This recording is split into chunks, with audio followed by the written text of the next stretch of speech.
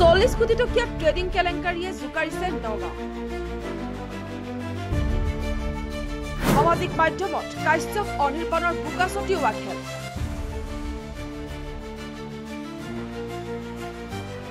কপালে হাত দিবলগীয়া পৰিস্থিতি বিনিয়োগকাৰীৰ। নগাঁৱত শেহতীয়াকৈ এক বৃহৎ বিত্তীয় কেলেংকাৰীয়ে তীব্ৰ চাঞ্চল্যৰ সৃষ্টি কৰিছে। বুলছাই নামৰ এক ট্ৰেডিং সংস্থাৰ জৰিয়তে প্ৰায় 40 কোটি টকাৰ কেলেংকাৰী সংঘটিত হোৱাৰ অভিযোগ উঠাৰ পিছতেই সমগ্ৰ নগাঁৱতে তীব্ৰ প্ৰতিক্ৰিয়াৰ সৃষ্টি হৈছে। সংস্থাটোৰ স্বত্বাধিকাৰী কাশ্যপ ফুকন আৰু অনিৰ্বাণ দেউৰীৰ মাজত চলা অভিযোগ প্ৰতি অভিযোগৰ ফলত এতিয়া দিশহাৰা হৈ পৰিছে হাজাৰ হাজাৰ বিনিয়োগকাৰী।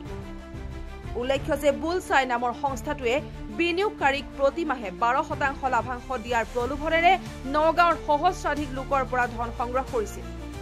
প্ৰথম অৱস্থাত সকলো ঠিকেই আছিল, যদিও যোৱা বৰ্ষৰ ছেপ্টেম্বৰ মাহত সংস্থাটোৰ বিৰুদ্ধে CBIৰ ওচৰত গোচৰ ৰুজু হোৱাৰ লগে লগে পৰিস্থিতি সলনি হয়। তেতিয়াৰ পৰাই বিনিয়োগকাৰীসকলক কোনো ধৰণৰ ধন আদায় দিয়া নাছিল সংস্থাটোৱে।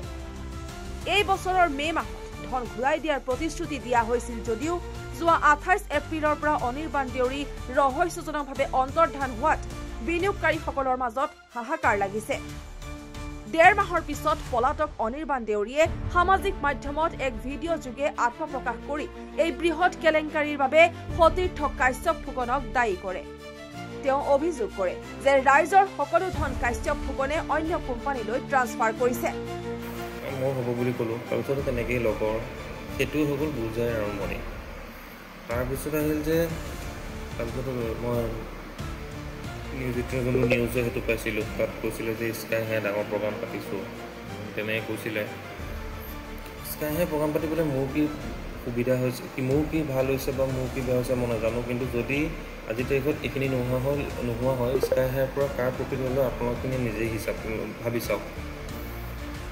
মইতো সামাজিকভাৱে বা পলিটিকেলি মোৰতো একো বেনিফিট নহ'ব। স্কাইহে প্ৰগ্ৰামটো বেনিফিট কেনেকৈ হ'ব, মোৰ কি হ'ব? মোৰ তাত অকল মই পাতিছিলোঁ নেকি সেইটো?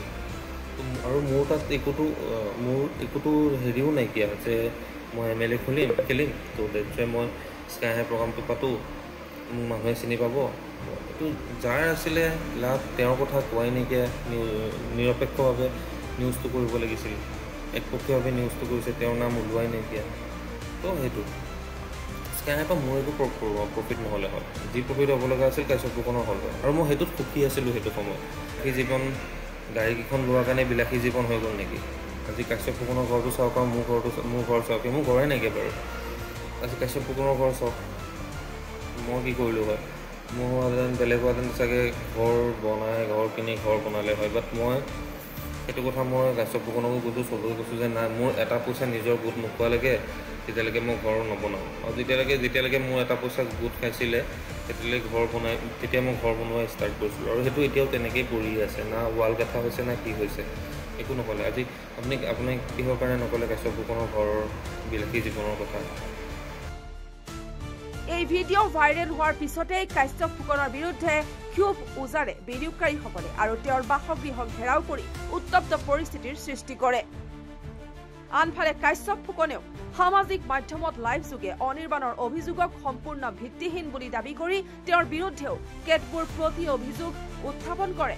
সি যদি সঁচাই সৎ পথত আছে, সি আহক ৰাইজৰ সন্মুখত। এই 2 মাহ কিয় লগা ৰাইজক কিয় লটি ঘটি কৰে? 2 মাহ এটলিষ্ট 15 দিন খোৱা। মই যদি তাক বুজাইলোঁ 15 দিন লটি ঘটি, মই যদি তাক ক'লোৱে যে তই পলাই থাক বুলি, 15 দিনৰ পিছত মানুহটো আৰু উগ্ৰ হৈ গ'ল। মানুহে তাক কিমান বেয়াকৈ কিমান মুখটো কোৱা নাছিলে, তাকে বেছিভাগ কৈছিলে। কিয় এইবিলাক অপবাদ খাব লাগিছিলে? কিয় ৰাইজৰ সন্মুখত কিয় কথাবিলাক নকয়? ভিডিঅ' বনাই যে ক'ব লগা হ'ল, কিন্তু নিজে আহি পেলাই সন্মুখত ক'ব লাগিছিলে কি? কিমান ডাঙৰ এটা অপবাদ দিছে, আৰু অপবাদটো সি নিজে আহি পেলাই ক্লিয়াৰ কৰিব লাগিছিলে ৰাইজৰ সন্মুখত। এতিয়াও ৰাইজৰ সন্মুখলৈ আহক, ক্লিয়াৰ কৰক সি। বৰ্তমান কাশ্যপ ফুকন আৰু অনিৰ্বাণ দেউৰীৰ এই বোকা ছটিওৱা খেলত পণবন্দী হৈ পৰিছে নিজৰ কষ্টোপাৰ্জিত ধন বিনিয়োগ কৰা সাধাৰণ বিনিয়োগকাৰী। নিজৰ কষ্টোপাৰ্জিত ধন ঘূৰাই পাবলৈ অসমৰ মুখ্যমন্ত্ৰী ডক্টৰ হিমন্ত বিশ্ব শৰ্মাৰ হস্তক্ষেপ বিচাৰিছে বিনিয়োগকাৰীসকলে।